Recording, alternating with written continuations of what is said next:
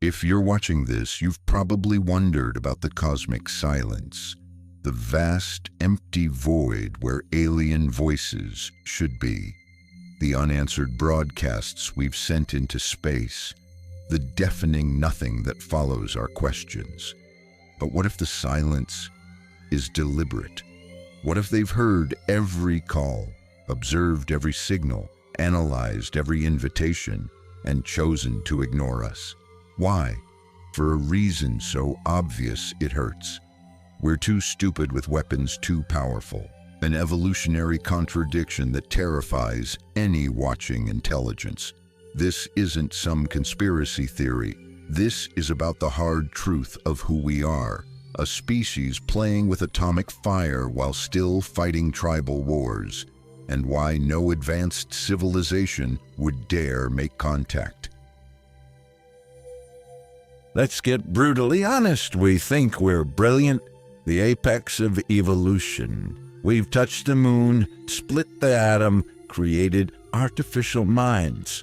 But zoom out to the cosmic scale, and we're infants, cosmic toddlers, a species barely 300,000 years old, on a 4.5 billion-year-old planet in a 13.8 billion-year-old universe. We're not the adults. We're the babies who just figured out how to walk. But instead of baby steps, we took baby steps to nuclear arsenals. Imagine finding a 5-year-old child. He's figured out how to build a bomb that could level a city. He's waving it around, thumb hovering over the trigger, grinning. Would you approach, introduce yourself, give him more dangerous toys? Or would you back away slowly and watch from a safe distance? That child is humanity. And the bomb, we've built 13,000 of them, pointed at ourselves. Here's the paradox that makes aliens stay away. We're simultaneously too smart and too stupid. Smart enough to split the atom. Too stupid to stop pointing atomic weapons at each other. Smart enough to decode our own DNA. Too stupid to provide basic health care to all humans. Smart enough to detect planets light years away. Too stupid to protect the only habitable planet we know exists. We're the ultimate contradiction, a species with godlike technology and the emotional control of children throwing tantrums on a playground. And to any watching intelligence, we must look absurd, terrifying, a species that could destroy itself any day now. They don't fear us because we're powerful. They avoid us because we're powerful and immature. The deadliest combination in the universe. Look closer at human civilization. What's our primary emotional driver? Not love, not curiosity, anger. Our leaders rage on global stages. Our entertainment glorifies violence. Our economies reward aggression. Our history books document endless wars. Even now, as you watch this, somewhere humans are killing other humans. Over land that will outlast them. Over resources they could share. Over ideas they barely understand. Anger rules the rulers of Earth. Emotions override reason in our greatest halls of power. And we've now connected this anger to weapons that can end all life on Earth. To an alien observer, we must look like we're perpetually seconds away from extinguishing ourselves in a blaze of emotional impulsivity. Why make contact with a species that might not exist tomorrow? What if cosmic intelligence follows predictable evolutionary patterns? What if every advanced species faces the same critical test the moment they develop technology that could destroy their home planet? They must also develop the wisdom to never use it. It's the great filter hypothesis with a twist. The filter isn't developing technology. It's controlling the emotions that technology magnifies. Every civilization must cross this chasm.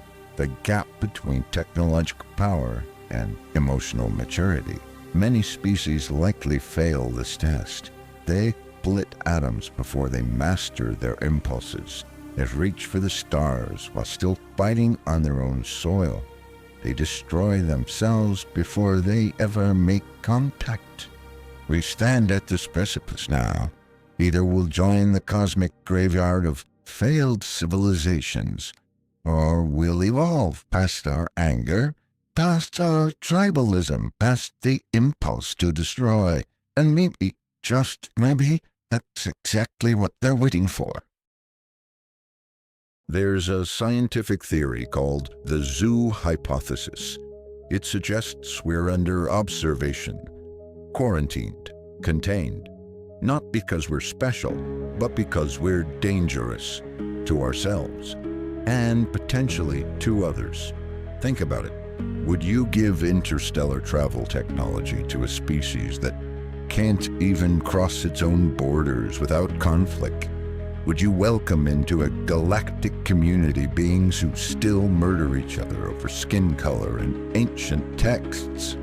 Would you share the secrets of unlimited energy with creatures who turned their first insight into atom splitting into weapons of mass destruction?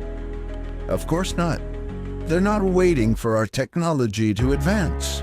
They're waiting for our consciousness to evolve, for us to outgrow anger as our default response, for peace to become more than just a word between wars.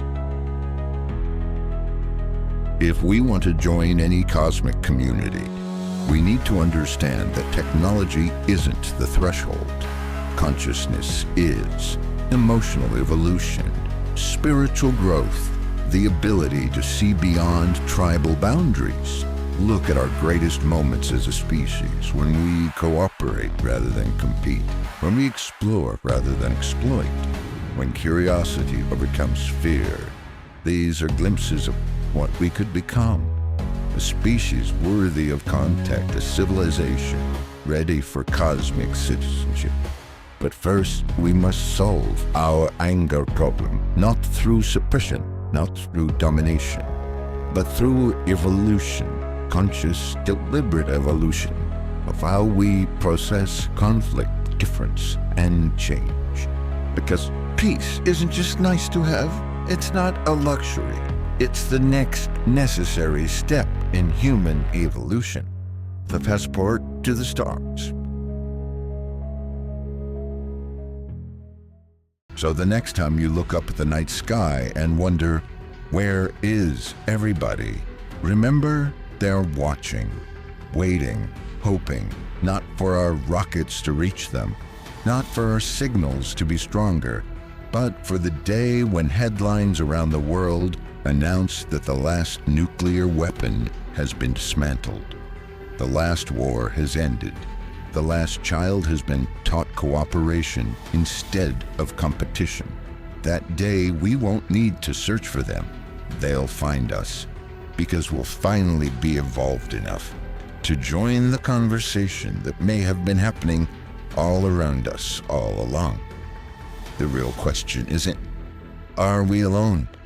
It's, are we ready not to be?